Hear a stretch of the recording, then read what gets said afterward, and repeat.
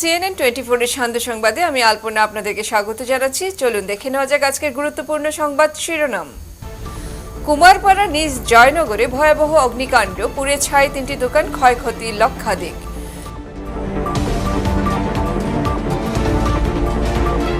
Silchar medical college হাসপাতালের সামনে এক শিশুকন্যা উদ্ধার, চাঞ্চল্য এলাকায়। পরিতোষ পাল চৌধুরী আবক্ষী মূর্তি স্থাপনে কার্যসূচি গ্রহণ করল স্মৃতি পর্যট। অসম সাহিত্য সভার বাংলা ভাষার একাদশ শহীদের আত্মত্যাগের কথা শ্রদ্ধার সঙ্গে স্মরণ, অভিনন্দন বিডিএফ। রূপম প্রতাপপ্রিয় মেমোরিয়াল ট্রাস্টের কীর্তি ছাত্রছাত্রীদের সংবর্ধনা প্রদান। শিলচর জৈন উদ্যোগের ব্যবস্থাপনায় রংপুরে রক্তদান শিবির অনুষ্ঠিত। এবারে বিস্তারিত। শিলচর শহরতলি অরুণাচল পুলিশ ফাঁড়ি নিকটস্থ কুমারপাড়ার নিজ জয়নগরে ভয়াবহ অগ্নিকাণ্ড, নিমিষে পুড়ে ছারখার এক মালিকের 3টি দোকান, ক্ষয়ক্ষতির পরিমাণ 20 লক্ষাধিক টাকা। শনিবার রাত আনুমানিক 7:30 নাগাদ একটি হার্ডওয়্যারের দোকানে আচমকা ঘটে সেই অগ্নিকাণ্ডের ঘটনা। দোকান মালিক কোনো কিছু বুঝে ওঠার আগেই আগুনের লেলিহান শিখায় ধাউ ধাউ করে জ্বলে ওঠে, মুহূর্তে গ্রাস করে 3টি দোকান। খবর পেয়ে দ্রুত ঘটনাস্থলে ছুটে আসেন অরুণাচল পুলিশ। শিলচর থেকে ছুটে আসে দমকল বাহিনীর গাড়ি, কিন্তু স্থানীয়দের অভিযোগ শিলচর শিববাড়ির ট্রাফিক যানজটের জন্য দমকল বাহিনীর গাড়ি পৌঁছতে অনেক দেরি হয়। অবশেষে দমকল বাহিনীর গাড়ি পৌঁছে যুদ্ধকালীন তৎপরতায় আগুন নিয়ন্ত্রণের চেষ্টা করে সফল হলেও ততক্ষণে পুড়ে ছারখার হয় 3টি দোকান। কুমারপাড়া নির্জনগর জিপি এরিয়াতে পিছন দিকে একটা দোকান করে আগুন লেগেছে। অন্তত পক্ষে 20 লক্ষ টাকার ক্ষতি, 20 লক্ষের অধিক ক্ষতি হয়েছে এবং অতি দুর্ভাগ্যজনক আমি বলতে বাধ্য হয়েছি আজকে লাইভের মাধ্যমে। এত বেশি এখানে ভিড় জমায়েত হয়েছে, লোকজন এত এসেছেন, কিন্তু আজকে দুর্ভাগ্যজনক একটা ব্যাপার হয়েছে। বিশেষ করে শিববাড়ির যে ভয়াবহ অবস্থা, সঙ্গে আমাদের যে তারাপুর, এর সঙ্গে এনডি কলোনি ওভারব্রিজ, সরকারের যে প্রতিশ্রুতি আজকের দিন অব্দি এটা কমপ্লিট হয়নি। আজকে এত যানজট, এত ট্রাফিক জ্যামের কারণে 1.5 ঘন্টা লেট হয়েছে আজকে এই স্টেশনে ফায়ার ব্রিগেড পৌঁছতে। আজকে যদি ফায়ার ব্রিগেড এর আগে যে পৌঁছতো তাহলে অন্তত পক্ষে একটা পরিবার আজকে সুন্দর সুষ্ঠুভাবে দোকানের যে একটা স্বপ্ন ছিল এটা বহন করতে পারতো। 20 লক্ষের মতো খরচ ক্ষতি হয়েছে। আজকে আমাদের তারাপুরের ফ্লাইওভার কই, আজকে শিববাড়ি এত ভয়াবহ অবস্থা দীর্ঘ 3-4 বছর থেকে। এখন বর্ষার সিজন। আমি আজকে ডিসি মহোদয় তথা ডিস্ট্রিক্ট অ্যাডমিনিস্ট্রেশন তথা আসাম সরকার মাননীয় হিমন্ত বিশ্ব শর্মার কাছে মহোদয়ের কাছে অনুরোধ করছি যাতে অতি সত্বর বরযাত্রাপুরে একটা ফায়ার ব্রিগেড স্টেশন ইউনিট দেওয়া হোক, যাতে এই অঞ্চলের যদি এরকম কোনো আমাদের দাবি মানতে হবে, আমাদের দাবি মানতে হবে। এই অঞ্চলে যদি এরকম কোনো ঘটনা হয় তাহলে এরকম পরিণাম যাতে আমাদের দেখতে না হয়। আজকে এত দিন থেকে শিববাড়ি একটা ইস্যু হয়ে গেছে, সঙ্গে ফ্লাইওভার। আজকে ফ্লাইওভার গুলা কোথায়? হিমন্ত বিশ্ব শর্মা মহোদয় বারবার উনার নির্বাচনী ইশতেহারে বলছেন যে ফ্লাইওভার 3-4টা, কিন্তু একটা যদি হতো তাহলে অন্তত পক্ষে তারাপুর শিববাড়ির যেটা ট্রাফিক সমস্যা, যানজট সমস্যা, এটা যদি হতো না তাহলে আজকের দিনে এরকম ভয়াবহ পরিণত আমাদের দেখতে হতো না। আজকে এটার কারণে 1.5 ঘন্টা লেট হয়েছে এখানে ফায়ার ব্রিগেড পৌঁছতে। আমি অনুরোধ রাখবো বিশেষ করে ডিস্ট্রিক্ট অ্যাডমিনিস্ট্রেশনের কাছে অতি সত্বর এটার একটা ক্ষয়ক্ষতি দেখিয়ে যাতে ডিডিএম ডিস্ট্রিক্ট ডিজাস্টার ম্যানেজমেন্টের কাছে আমি অনুরোধ করবো যাতে এটার একটা তাড়াতাড়ি ক্ষতিগ্রস্ত হলে নিশ্চয়ই এই দোকানের ইন্স্যুরেন্স থাকবে। সঙ্গে আমি অনুরোধ করবো বরযাত্রাপুরে যাতে শিলচর মেডিকেল কলেজ হাসপাতালের গেটের সামনে রবিবার 7 সকালে এক শিশুকে অসহায় অবস্থায় উদ্ধারের ঘটনায় চাঞ্চল্য ছড়িয়ে পড়ে। তখন এক ব্যক্তি ওই শিশুটিকে অসহায় অবস্থায় দেখে প্রথমে জিজ্ঞাসাবাদ করলে শিশুকন্যার মুখে তার ঠিকানা শিলচর রাঙ্গিরখাড়ি এলাকায় বলে জানালেও সঠিকভাবে কিছু শিশুকন্যাটি বলতে না পারায় ওই ব্যক্তি শিশুটিকে মেডিকেল ঘুঙ্গুর পুলিশ ফাঁড়িতে সমঝে দেন। তোমার নাম গো? তোমার নাম কিটা? সুনীল গুলাবো। আর বাড়ি কোনখানো তোমার? রাঙ্গিরখাড়ি। রাঙ্গিরখাড়িত নি ঘর? আর বাবার নাম কিটা? বাবার নাম জানি না। তুমি কই আইসলা? কোন জায়গাতে? তোমার মা কই? মা নাটা করো। তো তুমি একলা বাইরে আইছো নি না আর কেউ লগে লই আইছে তোমারে? একলা আইছে।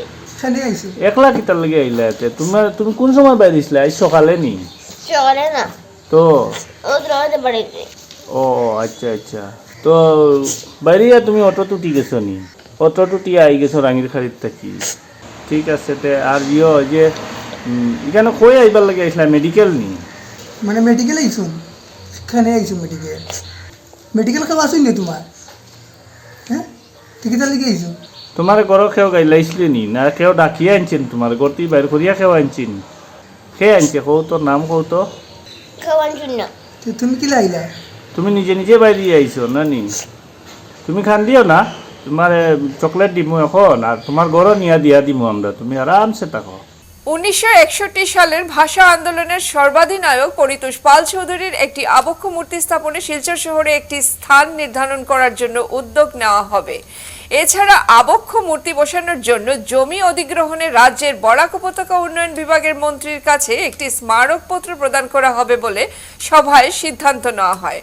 রবিবার শিলচর সুভাষনগরে 1961 সালের ভাষা আন্দোলনের সেনাধিনায়ক পরিতোষ পাল চৌধুরী স্মৃতি পর্যদের উদ্যোগে 19 মে 64তম একাদশ ভাষা শহীদ দিবস উপলক্ষে অনুষ্ঠিত এক সভায় এই সিদ্ধান্ত নেওয়া হয়। তারপর পর্যদের সাধারণ সম্পাদক বিপ্লব পাল চৌধুরী একাদশ ভাষা শহীদ উপলক্ষে ভাষা শহীদদের স্মরণ করে শ্রদ্ধা নিবেদন করে স্বাগত বক্তব্য রাখেন।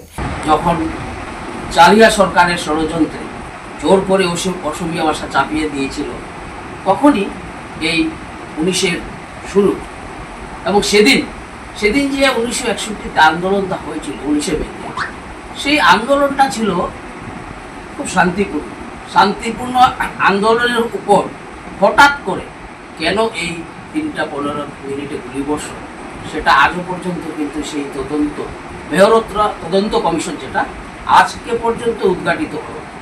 এটা একটা অত্যন্ত দুঃখের বিষয় আমাদের কথা হলো বছর কানেক আগে কিছুদিন আগে একটা পত্রিকা পেলাম ওনারা বলছেন এটা নাকি শহীদ।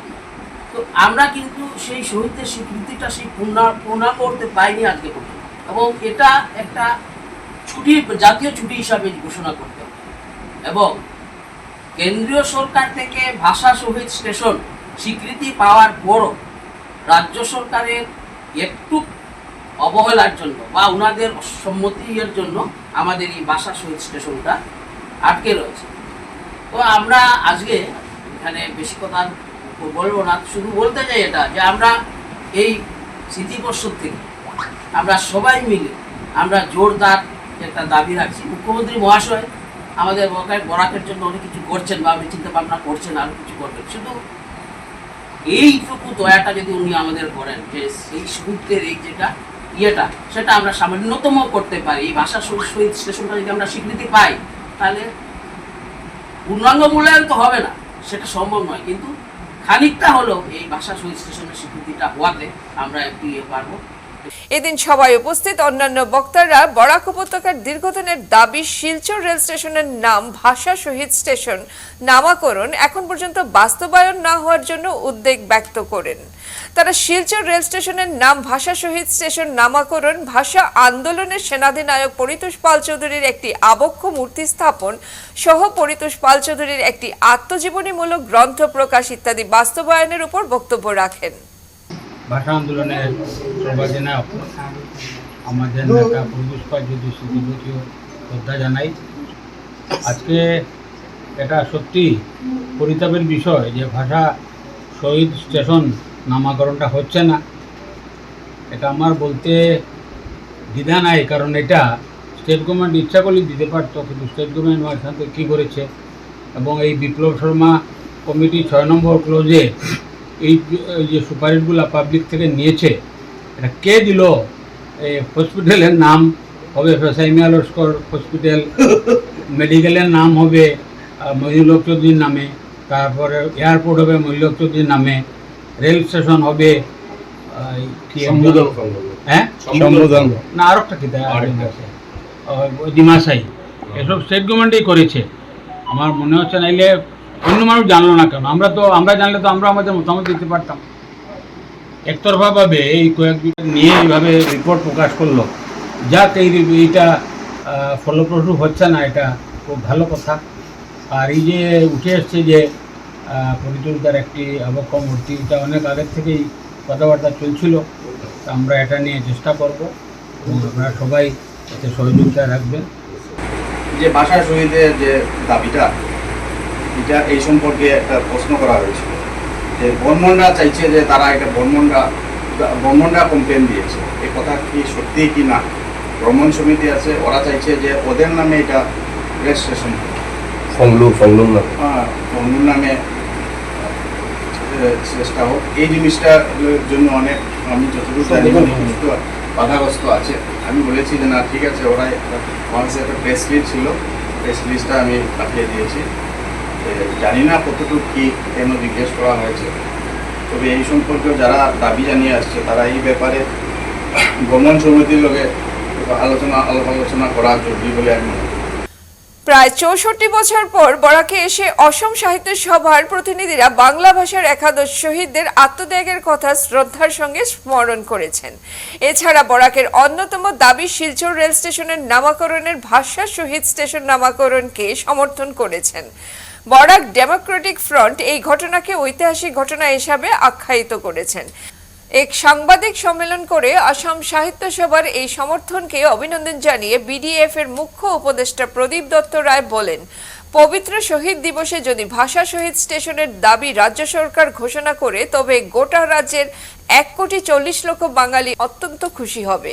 মুখ্যমন্ত্রীর কাছে আবেদন জানিয়ে দলটির বক্তব্য, সরকারের মদতপুষ্ট সংগঠন বাদ দিয়ে বরাক উপত্যকার সাধারণ মানুষের যে সংগঠনগুলো রয়েছে, বরাক উপত্যকা বঙ্গ সাহিত্য সাংস্কৃতিক সম্মেলন, সম্মিলিত সাংস্কৃতিক মঞ্চ সহযোগে এই দাবি পূরণ করলে ভালো হবে।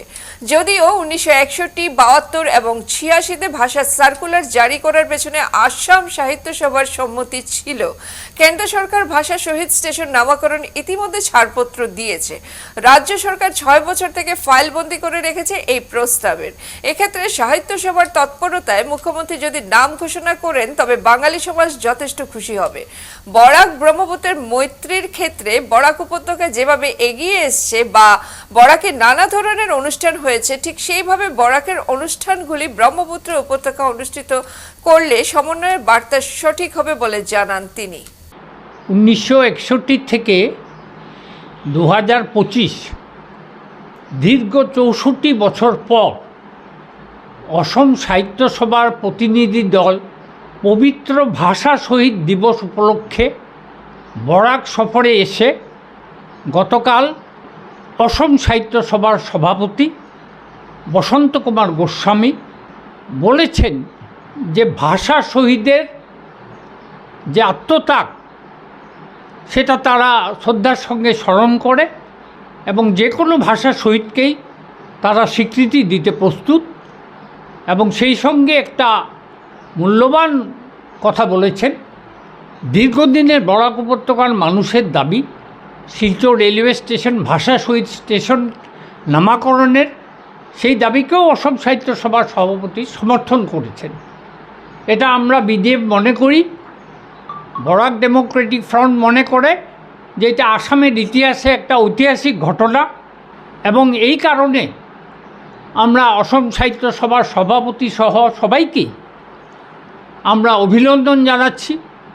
এবং উনি একথাও বলেছেন যে ভাষা শহীদ সংগ্রহালয় করার জন্য যদি প্রকল্প দেওয়া হয় তাহলে সরকার নিশ্চয়ই সেই দাবি মেনে নেবে। তবে আমরা বরাক ডেমোক্রেটিক ফ্রন্ট থেকে অসম সাহিত্য সভার সভাপতি তারা এবং প্রতিনিধিরা যেহেতু বরাক উপত্যকায় আছেন, তাদের উদ্দেশ্যে বলছি যে 1961, 1972, 1986 যখন বরাক উপত্যকা সহ সারা আসামে অসমীয়া ভাষাকে সার্কুলার জারি করে বাধ্যতামূলক করেছিল, সেই সময় অসম সাহিত্য সভার অনুমোদন নিয়েই সরকার করেছিল। তাই ভাষা শহীদ স্টেশন, যেটা কেন্দ্রীয় সরকারের গৃহ মন্ত্রণালয় 10 বছর আগে এটাকে মেনে নিয়েছে এবং রেল দপ্তর অনুমোদন করেছে। রেল দপ্তর আসাম সরকারের কাছে জানতে চেয়েছে যে স্টেশনের নামের প্রতিলিপিটা কী হবে সেটা আমাকে পাঠাও। সেইটা গত 6 বছর ধরে আসাম সরকারের কাছে পড়ে আছে। তাই অসম সাহিত্য সভা যদি দায়িত্ব নিয়ে আগামীকাল পবিত্র শহীদ দিবস উপলক্ষে মুখ্যমন্ত্রীকে দিয়ে গতকালকে আসাম সরকারের আগামীকালকে যাতে আসাম সরকারকে দিয়ে ঘোষণাটা করতে পারে যে আসাম সরকার কেন্দ্রীয় সরকারের কাছে অনুমোদন জানাবে, তাহলে বরাক উপত্যকা সহ গোটা আসামের বাঙালি সমাজ অত্যন্ত খুশি হবে। এবং অসম সাহিত্য সভার সভাপতি এও বলেছেন বরাক উপত্যকায় তারা একটা এই অসম সাহিত্য সভার প্রকাশনী সংস্থা খুলতে চায়, খুব ভালো কথা।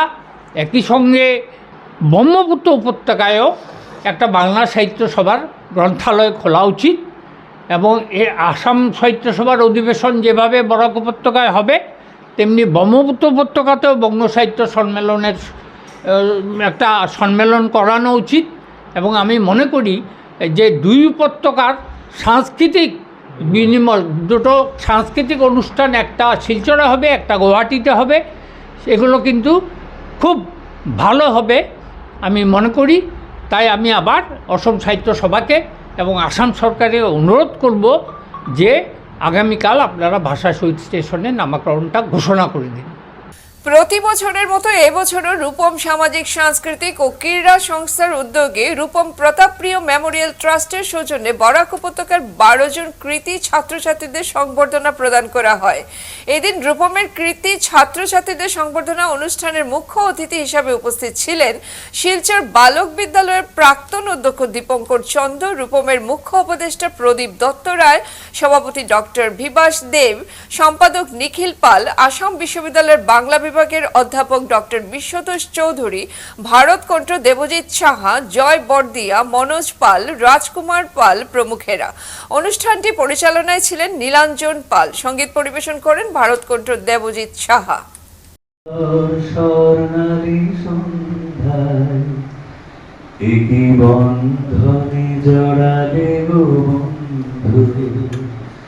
এই সুন্দর স্বর্ণালী সন্ধ্যায় একই বন্ধনে জড়ালে গো বন্ধু, কোন রক্তিম পলাশের স্বপ্ন মোর অন্তরে ছড়ালে গো বন্ধু। এই সুন্দর স্বর্ণালী সন্ধ্যায় একই বন্ধনে জড়ালে গো বন্ধু।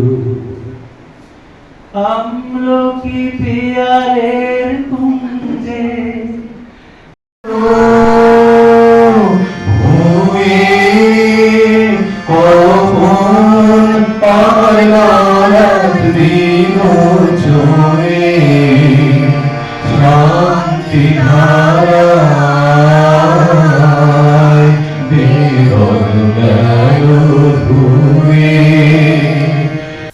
আজ শিলচরে জৈন উদ্যোগের রংপুরের ডিলার নেক্সাস শোরুমে অপারেশন সিঁদুরের সাফল্যে এক রক্তদান শিবির অনুষ্ঠিত হয়। দেশ কা নাম স্লোগানের উপর Cachar cancer hospital and research সেন্টারের সহযোগিতায় এই রক্তদান শিবির অনুষ্ঠিত হয়।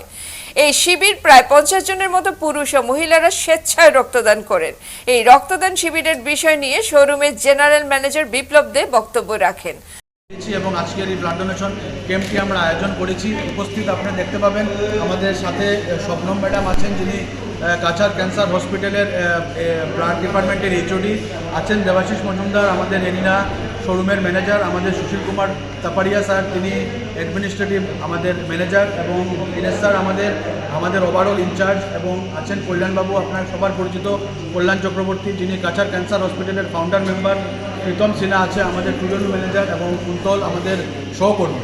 তো আমরা প্রতি বছর অন্তত 2বার ব্লাড ডোনেশন ক্যাম্প আয়োজন করি, এবং আজকে এই বছর আমরা প্রথম বলব ইংরাজি বছরের, তো আমরা ব্লাড ডোনেশন ক্যাম্প করছি। আমরা তো ব্যবসায়িক প্রতিষ্ঠান, আমরা ব্যবসা করি, কিন্তু ব্যবসার সাথে সাথেও আমরা চেষ্টা করি যদি আমরা সামাজিক কোনো কাজে অংশগ্রহণ করতে পারি। তো এই সুবাদে আজকে আমরা এই ব্লাড ডোনেশন ক্যাম্পটি আয়োজন করেছি, এবং আমরা ভাবি আর কি যে আমরা আজকে যে ব্লাড ডোনেশন করবো সেটা সমাজে কোনো না কোনো কাজে লাগবে, এবং এই ব্লাড থেকে অন্য লোকেরা উপকৃত হবে। তো সেটা আমাদের দায়িত্ব মনে করি, যার জন্য আমরা প্রতি বছর একবার নেক্সাতে করি, একবার এরিনা শোরুমে হয়। তো আমাদের অনেকটি উইংস আছে, প্রত্যেক শোরুমে আমরা বছরে অন্তত দুবার জৈন উদ্যোগ থেকে আমরা ব্লাড ডোনেশন ক্যাম্প করি। তো আমি ধন্যবাদ জানাচ্ছি, আজকে এই ক্যাম্পটি আমরা আয়োজন করতে পেরেছি because of Cachar cancer hospital. Cachar cancer hospital আমাদেরকে সাহায্যের হাত বাড়িয়ে দিয়েছেন বলেই আজকে ক্যাম্পখানা আমরা আয়োজন করতে পেরেছি, এবং আমরা এক্সপেক্ট করছি আমাদের 50 জনের বেশি ডোনার হবে। তো আমরা সময় দিয়েছি 2:30 অবধি। এই লাইভ যারা আপনারা দেখছেন বা যারা যদি আমরা কিছুক্ষণ আগে ফেসবুক লাইভও করেছিলাম, যদি আপনারা এই লাইভ পুরো দেখতে পারেন এবং যদি এই লাইভ দেখে এই ব্লাড ডোনেশন ক্যাম্পে যোগদান করতে পারেন, তাহলেও আমরা অত্যন্ত আনন্দিত হব। তো আশা করছি আপনাদের সবার সহযোগিতায় আজকের এই ক্যাম্পটি আমাদের সুন্দর এবং সার্থক হয়ে উঠবে। আজকের বিস্তারিত সংবাদ এখানেই সমাপ্ত হলো। নমস্কার।